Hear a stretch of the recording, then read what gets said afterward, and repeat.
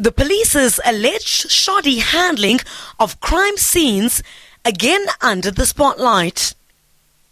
More shocking revelations in what seems to be a litany of mishaps.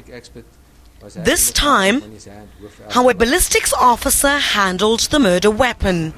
When I heard that the firearm has been cocked, so I turned my head to where the firearm has been cocked to see what is going on, and at that particular moment the ballistic expert was having the firearm in his hand without gloves. He already took out the magazine was in his hand and the firearm was in his hand. So I stopped immediately talking and I asked him, "What are you doing?"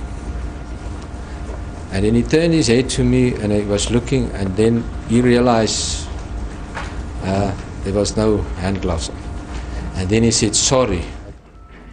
And then, how a crucial piece of evidence, the door through which Pistorius shot Steenkamp dead, was put in a body bag and recklessly stored in Van Rensburg's office.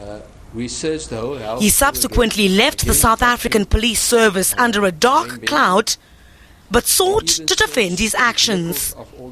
After we received information that some of the newspapers is willing to pay between 30 and 60,000 for a photo of the door.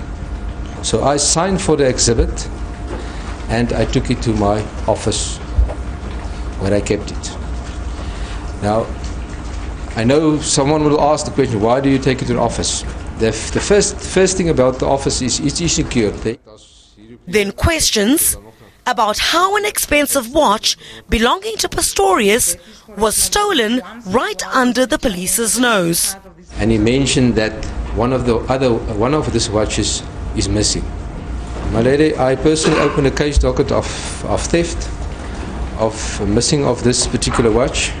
Under cross-examination, more conflicting testimonies from police as the defense tried to prove crime scene tampering. Former investigating officer Hilton Botha's statement again contradicting Van Rensburg's testimony.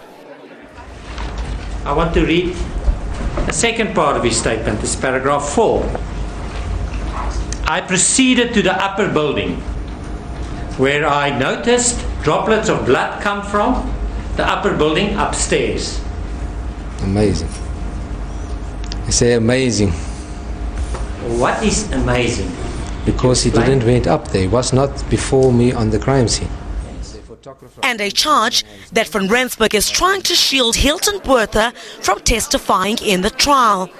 During the bail application in March last year, Botha admitted to contaminating the crime scene. You're standing in for Mr. Botha's evidence on aspects that you cannot stand in for.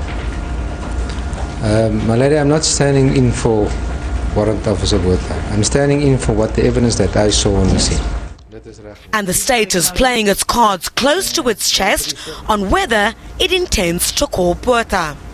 With the conduct of officers again under scrutiny, the South African Police Service says it will not comment on allegations of tampering and bungling until the end of the trial. But the defense is already capitalizing on what's become an embarrassment to the police. Griselda Lewis, SABC News in Pretoria.